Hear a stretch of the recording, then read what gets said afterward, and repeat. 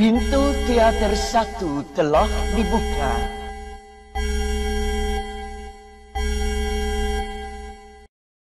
Hai everyone, welcome to UBR Times. Apa kabar kalian hari ini? Kami doakan semoga dalam keadaan baik.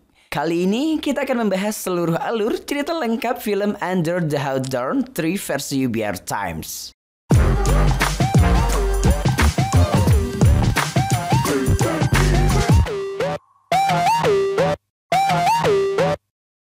Pada awal 1970-an, pemimpin Cina, Ketua Mao, meminta rakyat untuk membangun kelas lapangan. Dalam hal itu, sekolah mengirimkan guru dan siswa ke pedesaan.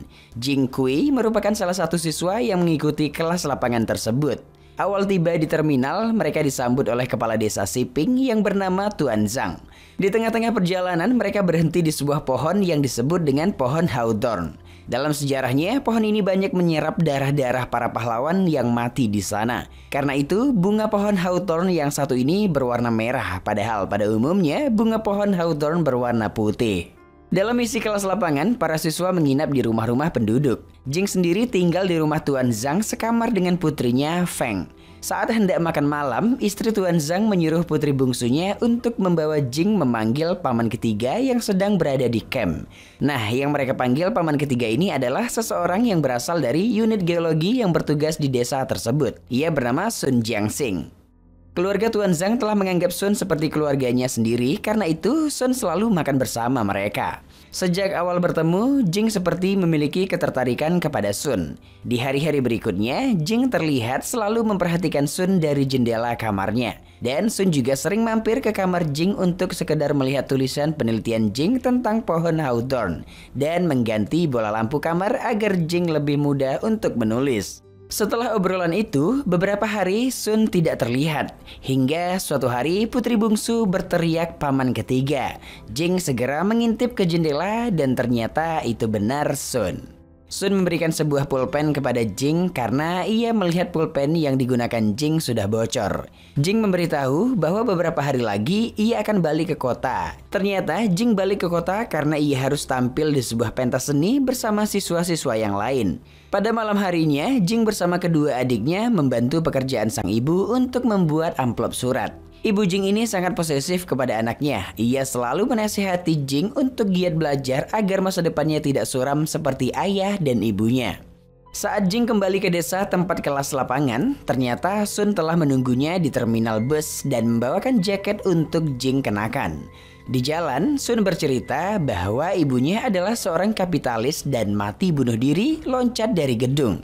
Lalu saat akan menyeberangi sebuah sungai, Sun menawarkan tangannya kepada Jing, tetapi Jing menolak. Sun lalu mengambil sebuah ranting dan menyuruh Jing untuk memegang salah satu sisi dari ranting tersebut. Tetapi makin lama berjalan, tangan Sun semakin dekat dengan tangan Jing, hingga pada akhirnya mereka berdua berjalan sambil bergandengan tangan.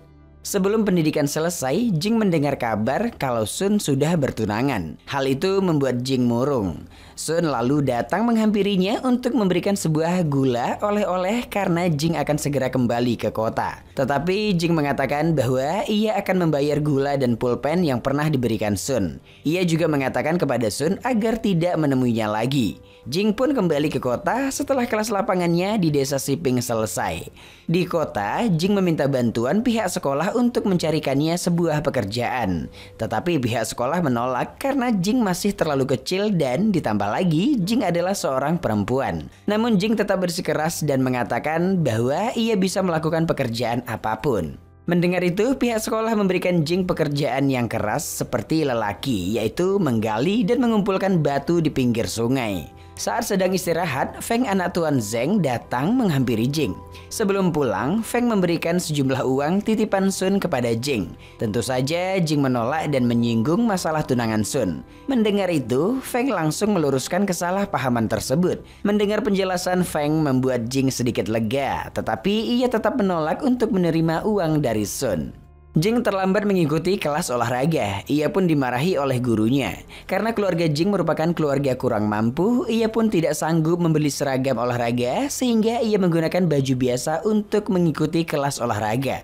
Sepulangnya dari sekolah, di rumah Jing ternyata ada Lin, anak dari Tuan Zhang yang datang memberi kacang pemberian keluarganya dari desa.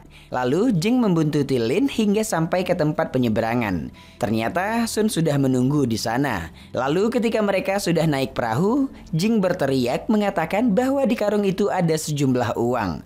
Sontak Sun langsung melompat dan mengembalikan uang itu kepada Jing untuk membeli seragam olahraga. Suatu hari, Jing sedang mengikuti kelas olahraga dengan menggunakan seragam barunya. Ketika mengejar bola yang keluar dari pagar, Jing bertemu dengan Sun yang ternyata menunggunya di depan pagar sekolah. Saat pulang ke rumah, Jing mendapati sebakul buah hawthorn beserta buku catatan merah yang dititipkan Sun kepada adiknya Jing. Tetapi Jing merahasiakan itu kepada ibunya dan mengatakan bahwa buah hawthorn tersebut adalah pemberian Feng. Beberapa hari setelah itu, Jing dan Sun kembali bertemu di sebuah pondok kayu di pinggir danau. Sun mengatakan bahwa ia dijodohkan oleh keluarganya, tetapi ia menolak karena ia hanya ingin bersama dengan Jing. Namun, Jing harus menyelesaikan dulu pendidikannya dan Sun bersedia menunggu Jing hingga sisa hidupnya. Singkat cerita, Jing akhirnya lulus dari SMA. Karena perjuangan ibunya, Jing kini bisa menjadi guru relawan di sekolahnya itu, sementara siswa-siswa lain yang telah lulus dikirim ke pedesaan untuk menjadi seorang petani.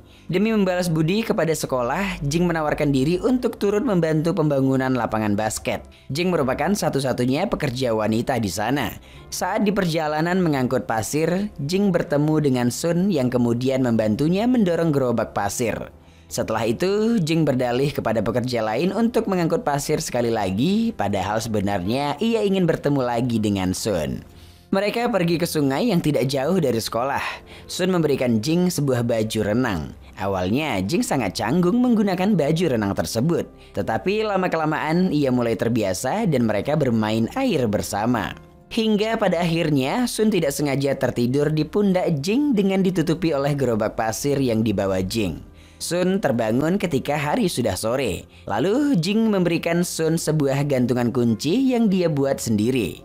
Lalu setelahnya Sun pun mencium lembut kening Jing. Pekerjaan pun berlanjut. Kini Jing terlihat sedang mengaduk semen menggunakan kakinya tanpa alat pelindung. Sampainya di rumah, Jing merasakan sakit di kakinya. Lalu ketika ia hendak mengobati lukanya, tiba-tiba Abang Sun datang dengan membawa makanan. Sun memberikan Jing sepasang sepatu bot untuk ia gunakan bekerja. Tidak tega melihat gadis pujaan hatinya terluka, Sun memaksa Jing untuk mengobati lukanya ke rumah sakit. Jing awalnya menolak, tetapi Sun mengancam dengan merobek tangannya sendiri menggunakan pisau. Lalu akhirnya mereka ke rumah sakit untuk mengobati luka di kaki Jing dan luka di tangan Sun. Setelah dari rumah sakit, mereka pulang menggunakan sepeda dengan menutup wajah Jing menggunakan kemeja Sun agar orang-orang kota tidak mengenalinya. Namun sialnya, karena terlalu gembira, mereka tidak sadar berhenti di depan seorang wanita yang ternyata adalah ibunya Jing. Kepergok mama nih ya. Karena sudah ketahuan pacaran, Jing dan Sun pun diinterogasi. Ibu Jing mengatakan bahwa ia tidak akan menolak cinta dua sejoli ini. Tetapi ia meminta Sun agar tidak menemui Jing selama 1-2 tahun ini. Karena Jing sedang dalam masa pelatihan menjadi guru di sekolah. Sun pun berjanji bahwa ia tidak akan menemui Jing selama masa pelatihannya dan akan setia menunggu Jing hingga selesai. Sebelum berpamitan pulang, Sun meminta izin untuk memperbaiki perban kaki Jing yang terlepas.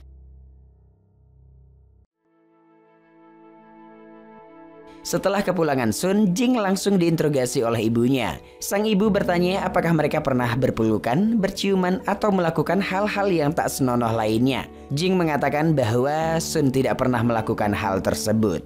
Sesuai dengan janjinya, Sun kini tidak lagi menemui Jing. Hingga pada suatu hari, Feng mengabari bahwa Sun masuk ke rumah sakit karena terkena leukemia. Mereka akhirnya bertemu setelah sekian lama. Sun mengatakan bahwa ia hanya melakukan pengecekan kesehatan, bukan terkena leukemia. Sun memarahi Jing karena ia melanggar janji mereka kepada ibunya Jing.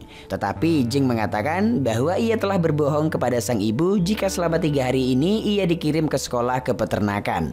Jadi selama 3 hari ini ia akan merawat dan menjaga Sun di rumah sakit. Sun awalnya tidak setuju, namun Jing tetap bersikeras dengan niat awalnya. Saat jam besuk selesai dan suster melakukan pengecekan, Jing bersembunyi. Namun pada akhirnya ia tetap ketahuan dan diusir keluar oleh suster. Tetapi Jing tetap menunggu dan tertidur di depan pagar rumah sakit. Sun sangat sedih melihat kondisi gadis tercintanya tersebut. Keesokan paginya, Sun mengajak Jing berbelanja karena ia telah meminjam sebuah asrama suster untuk tempat Jing bermalam. Sun membelikan Jing cawan untuk mandi, bahkan kain untuk jaket, dan mereka juga sempat mengambil foto bersama di sebuah studio. Lalu mereka pun pergi ke kamar tempat Jing menginap. Sun menolak untuk kembali ke rumah sakit karena ia ingin menemani Jing di kamar tersebut. Kemudian ia membasuh kaki Jing sebelum tidur. Di saat tidur seranjang, Sun mencoba meraba-raba bagian sensitif Jing, tetapi Jing cepat menghentikan tangan Sun. Mengetahui Jing risih dengan hal itu, Sun pun menghentikan tindakannya. Keesokan harinya, Sun mengantarkan Jing pulang ke rumahnya. Tetapi mereka tak boleh terlihat bersama hingga saat di bus dan di kapal penyeberangan. Lalu mereka pun berpisah dengan saling menatap dan menangis.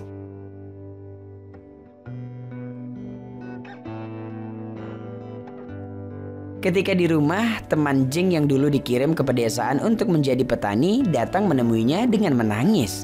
Teman Jing curhat bahwa ia tengah hamil dan ia mengatakan bahwa semua pria hanya menginginkan wanita untuk ditiduri saja. Lalu sehabis itu mereka pun menghilang. Dasar pria. Mendengar curhat temannya itu, Jing menjadi khawatir karena ia telah tidur dengan Sun. Jing kemudian pergi mencari Sun di rumah sakit, tetapi abang Sun sudah tidak ada di sana. Sun hanya menitipkan sebuah cawan bergambar buah hawthorn kepada suster untuk diberikan kepada Jing. Lalu Jing menemani temannya ke rumah sakit untuk melakukan aborsi. Awalnya Jing dan temannya melakukan penyamaran, tetapi tetap ketahuan dengan ibu temannya itu. Namun ibu temannya hanya bisa diam menerima takdir yang telah terjadi. Jing menjadi sangat khawatir bagaimana jika ia juga hamil setelah tidur dengan Sun semalam. Lalu Jing menceritakan apa yang terjadi antara dia dan Sun malam itu kepada temannya. Ternyata Sun dan Jing hanya tidur dengan berpegangan tangan. Teman Jing pun mengatakan bahwa Jing tidak akan hamil karena itu. Dan ia juga mengatakan bahwa Sun sepertinya pria sejati yang baik. Jing yang mengetahui Sun menderita leukemia meminta izin kepada ibunya untuk menemui Sun ke desa. Dan setelah mendengar penjelasan dari Jing, akhirnya ibunya pun mengizinkan. Jing kemudian mencari Sun ke desa tempat ia melakukan kelas lapangan dulu. Jing mencari hingga ke rumah Tuan Zeng dan juga ke kamp unit Sun. Tetapi ia tetap tidak bisa menemui Sun di sana.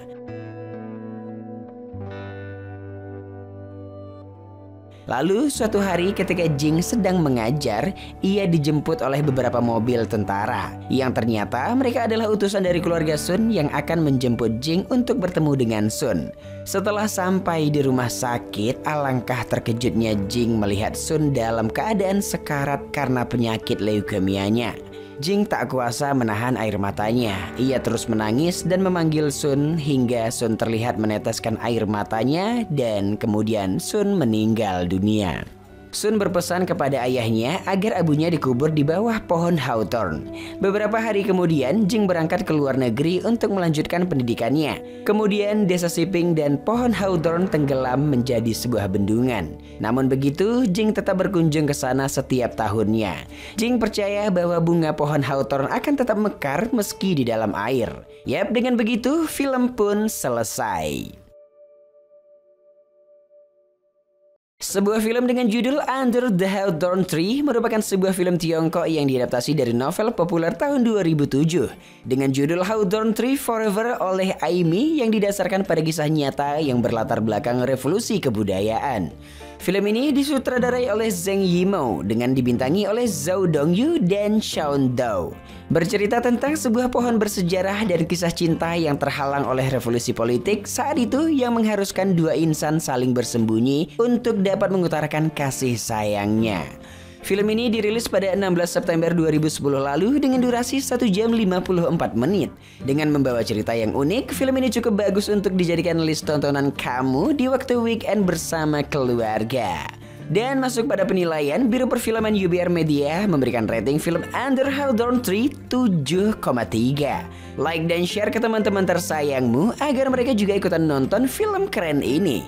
Dan jangan lupa subscribe channel UBR Times. See ya and bye-bye.